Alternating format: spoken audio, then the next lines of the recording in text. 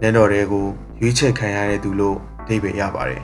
။သူတို့နှစ်ယောက်ကသားသမီး14ယောက်ထွန်းကားခဲ့ပါတယ်။1932ခုနှစ်မှာနောက်ဆုံးကလေးမိဖွားရဲ့နဲ့အသက်ဆုံးရှုံးခဲ့ရတာပါ။ရှန်ဂျဟန်ကစိတ်မကောင်းဖြစ်ပြီးသူဇနီးတဲ့အတွက်ယမုနာမြစ်ဘေးမှာတက်ရှ်မဟာကိုစောက်ခဲ့တာဖြစ်ပါတယ်။တက်ရှ်မဟာကို1632ခုနှစ်မှာစတင်ဆောက်လုပ်ခဲ့ပါတယ်။ဆောက်လုပ်ရေးအလုပ်သမားပေါင်း2000ကျော်နဲ့တည်ယူပို့ဆောင်ရေးအတွက်စင်အကောင်ရေး1000ကျော်သုံးခဲ့ရပါတယ်